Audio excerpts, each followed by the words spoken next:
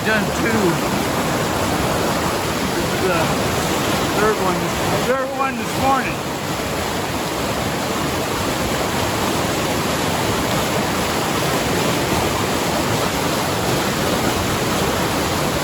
And Scott, aka Skeletor, Pathfinder, got us across down the path.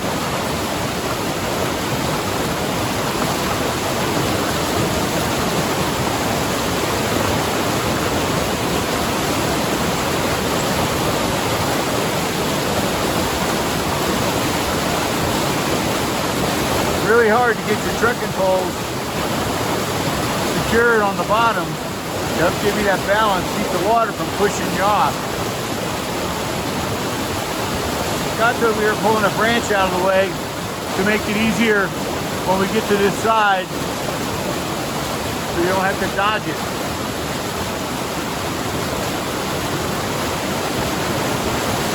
There's ice on the branches. Oh, look at all the ice on the branches. Well, that splash caused it to freeze. Been lucky that the water's warm enough, it doesn't let ice form on that log. The log is soft enough, your crampons can dig into it. I swear to God, it's the scariest crossing I've ever done.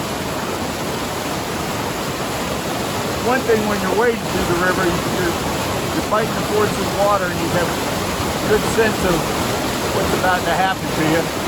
This, you just don't know. You got the water, you got the log, current, ice.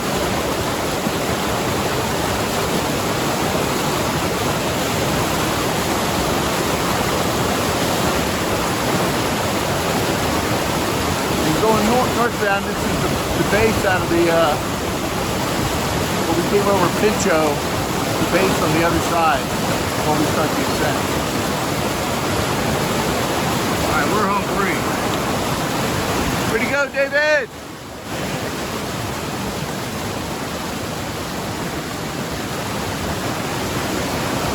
Yeah. Woo! Shit there. I'm ready to Mather's Pass, which I believe is right there. We were on a trail about 3 o'clock this morning and trying to get over that before the snow gets a little slushy. Looks like we're going to have a beautiful sunrise. Alright, gotta keep marching. Alright, making our initial climb on Mather Pass. We're straight up on this part.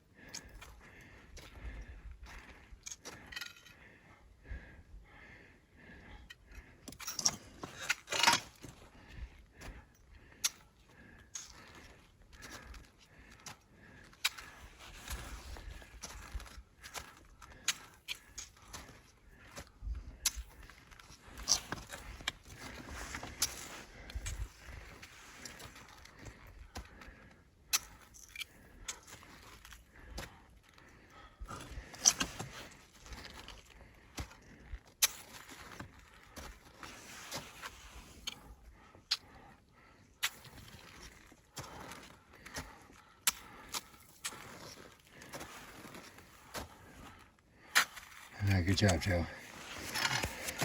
On to the next part. Tired. 2 Codgers coming right up over this cornice. I'm gonna get as close as I can, because I want you guys to see. This is chest to the wall. Those rock line down there, that's a third of what we climbed today. Codger 1, Codger 2. All present and accounted for. Well done, fellas. Well done. Well lived, man. All right, we have made it to the top of Mather Pass. Put it in here, boys. Yo. Woo! Great job, and great job again, Skeletor. That was fun. Great, he's... Well, hello, friend. Hey. And here comes Hops. Way to be, Hops. Way to hop, man. Way to hop. Hops just made it up. Way to hop it, man. I wasn't sure if that was you because I didn't see the colorful shorts. Oh, yeah. Hey, you didn't happen to find any tent poles, did you? Did you find any tent poles? Bag of tent poles? Yeah, they were lost along the way. They're going to sleep together tonight. We ain't liking that. All right, well, this is what we're looking at. We're going to be heading down. Wrap this up.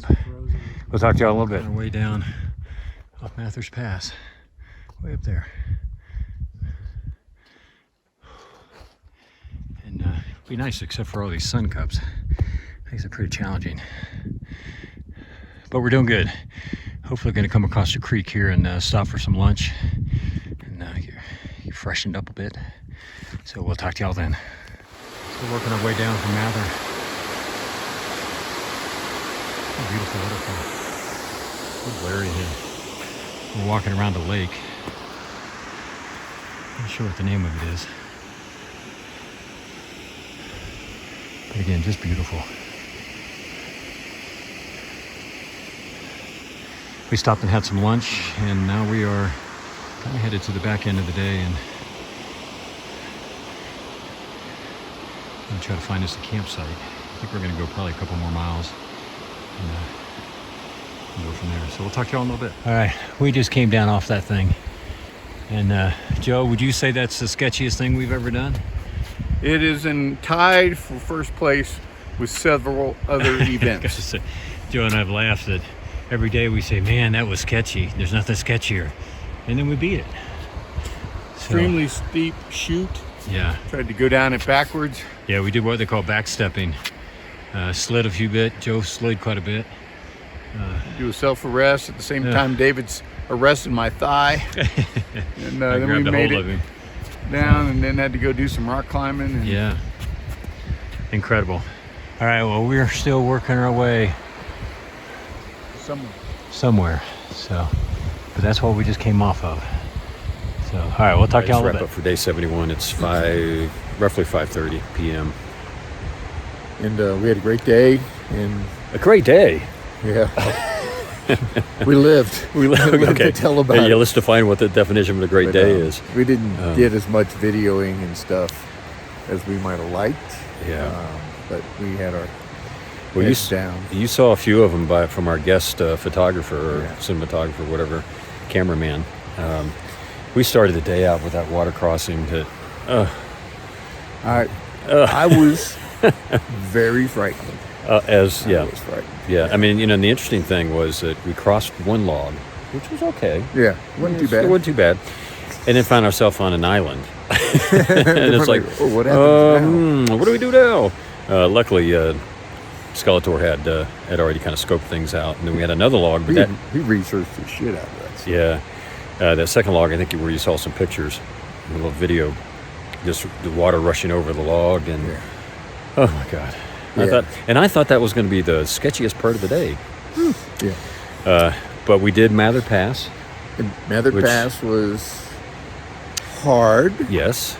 But anything that we needed technically, Skeletor helped us with, and we managed to get through that. But I was exhausted by the time we got to the top. I mean, I was just, we were getting ready to do the last piece. I had to even stop and have a Snickers bar. Just look, I got to wait until I've had a Snickers bar and catch my breath. Again, all I can say is thank God for boot track, where people have already gone that way and you can actually get your feet planted. Yeah.